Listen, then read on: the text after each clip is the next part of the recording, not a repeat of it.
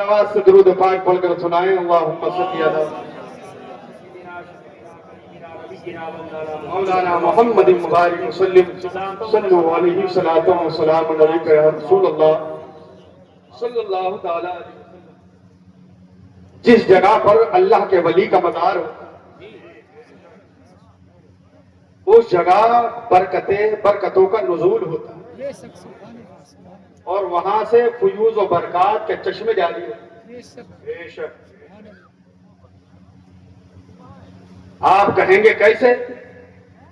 ये मिट्टी के ढेर नहीं है, यहां से फयूज़ और बरक़ात के चश्मे जारी होते। तो कुरान अज़ीम खोल कर देखो, कुरान इसका जवाब देता नजर आता है। सुब्हानल्लज़ी असरा बिअब्दिही लैलन मिनल मस्जिदिल हराम इलल मस्जिदिल अक़सल लज़ी बारकना हौलहू।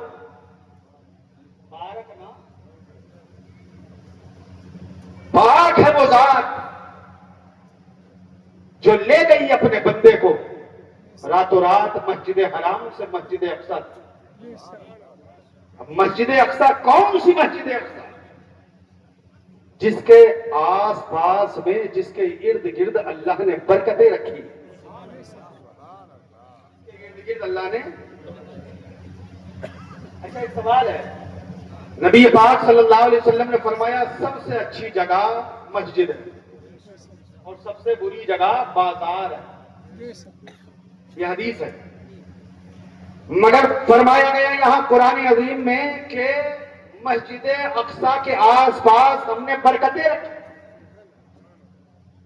तफासीर को खोल कर देखो और मुताला करो तो उलमा इसकी तफसीर में यूं बयान फरमाते हैं कि मस्जिद अक़सा में बरकत होनी चाहिए। मस्जिद के आसपास में बरकतों के बारे में फरमाया गया। क्यों? इसलिए फरमाया गया कि मस्जिद अक़सा के आसपास में नबियों के मज़ारात हैं, औलिया के मज़ारात हैं, स्वालिहीन के मज़ारात हैं, शुहदा के मज़ारात हैं, सिद्दीकीन के मज़ारात हैं, स्वालिहीन के मज़ारात हैं। मालूम ये हुआ जहां नबियों के मज़ारात हो वहां बरकतें रखी अल्लाह ने। ये मैं नहीं कह रहा हूं, ये किसी कोई बरेली का फतवा नहीं है, ये मौलाना अहमद रज़ा ने हमको नहीं बताया है, ये अल्लाह की किताब कुरान अज़ीम ने बताया है कि हमने मस्जिद अक़सा के आसपास में बरकतें रखी है। मालूम ये हुआ कि जहां नबियों के मज़ार हो वहां बरकतें हैं, जहां सोलहा के मज़ार हो वहां बरकतें होती है, जहां पर शुहदा के मज़ारात हो वहां बरकतें होती है, जहां सालिहीन के मज़ारात हो वहां बरकतें होती हैं। मुझे कहने न दिया जाए जहां गौसे आदम का मज़ार है अल्लाह ने बरकतें रखी है, जहां ख्वाजा गरीब नवाज का मज़ार है अल्लाह ने बरकतें रखी है, जहां महबूब इलाही का मज़ार है अल्लाह ने बरकतें रखी है, जहां मुजद्दिद अल-फसानी का मज़ार है अल्लाह ने वहां बरकतें रखी है, जहां बरेली के इमाम अहमद रज़ा का मज़ार है अल्लाह ने वहां बरकतें रखी है, और यहाँ रुकनुद्दीन रहमतुल्लाह तआला अलैह का मज़ार है अल्लाह ने यहाँ भी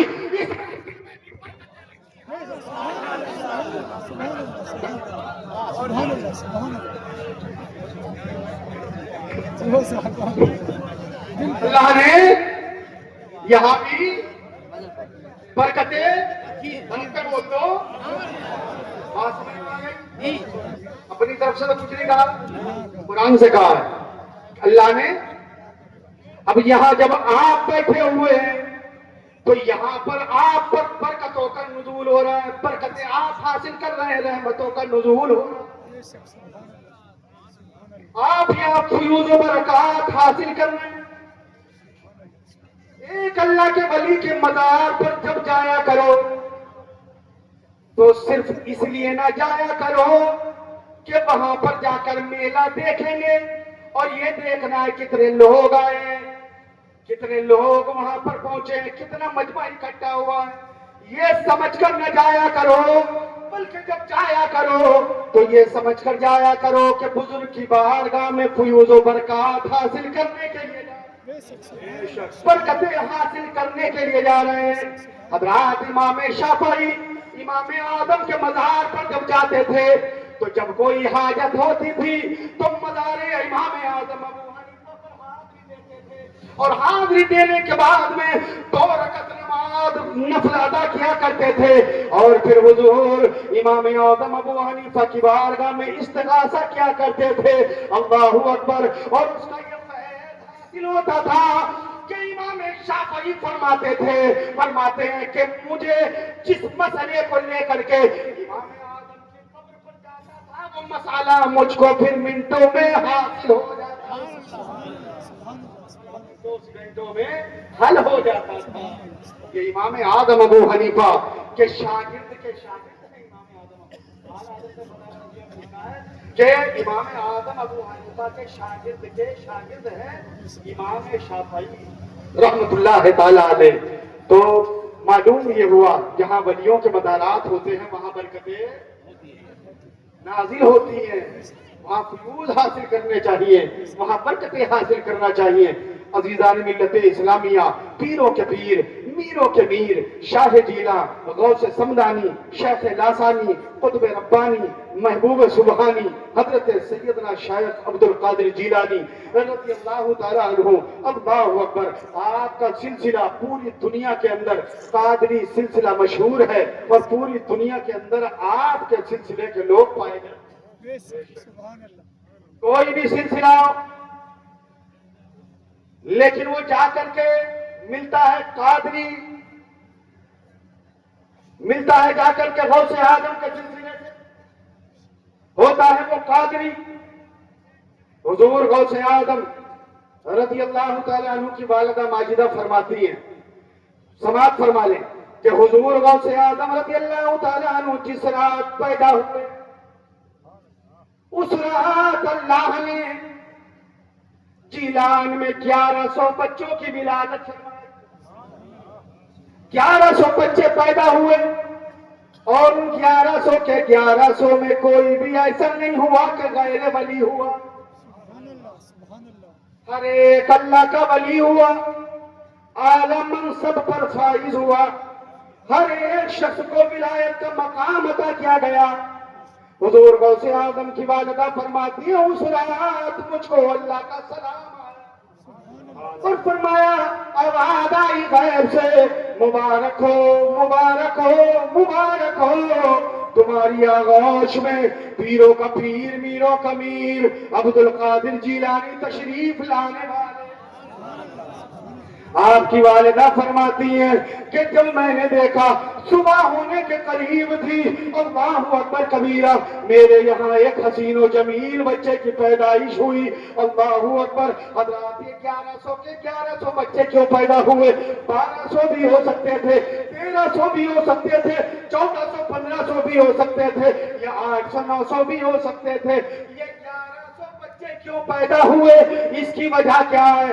اس میں حکمت کیا ہے؟ تو حکمت یہ ہے کہ اللہ کو معلوم تھا جو شخصیت دنیا کے اندر جا رہی ہے وہ 12ویں سے مشہور نہیں ہوگی، وہ 13ویں 14ویں سے مشہور نہیں ہوگی، بلکہ وہ شخصیت جو دنیا میں جا رہی ہے وہ 11ویں سے دنیا میں مشہور ہو جائے،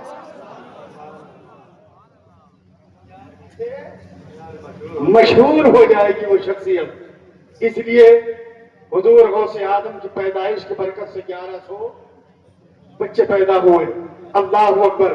حضور غوث اعظم رضی اللہ تعالیٰ عنہ کی والدہ ماجدہ فرماتی ہیں کہ رمضان شریف کا چاند نظر آنے والا تھا، اللہ اکبر، لیکن مطلع صاف نہیں تھا، سب کے سب پریشان ہیں، سب کے سب بے چین و بے قرار ہیں کہ کل کو رمضان کا روزہ ہے یا نہیں ہے۔ لیکن ایک کتب نے کہا، ایک ابدال نے کہا ادھر ادھر جانے کی ضرورت نہیں ہے، ادھر ادھر بھٹکنے کی ضرورت نہیں ہے، جاؤ جاؤ ابو صالح جنگی دوست کے گھر پر چلے جاؤ، ان کے یہاں پر مادرزاد ولی پیدا ہوا ہے، جاؤ اگر وہ بچہ کچھ کھا پی لیتا ہے تو سمجھ لینا کہ روزہ نہیں ہے، اور اگر وہ نہ کھائے پیے تو سمجھ جانا کہ آج کا روزہ ہو چکا ہے۔ لگی ہوئی ہے، بڑے بڑے مشاہد وہاں پر موجود ہیں، بڑے بڑے علماء موجود ہیں، بڑے بڑے محدثین موجود ہیں، اللہ اکبر انتظار کر رہے ہیں یہ بچہ کب کھائے گا، یہ بچہ کب کھائے گا۔ غوث اعظم نے اپنی والدہ کا دودھ نوش نہیں فرمایا تو تمام کے تمام بغداد میں اعلان ہو گیا اور اعلان کر دیا گیا، لوگوں عبد القادر نے آج اپنی ماں کا دودھ نہیں پیا ہے، اس لیے سمجھ جاؤ کہ آج روزہ ہو گیا۔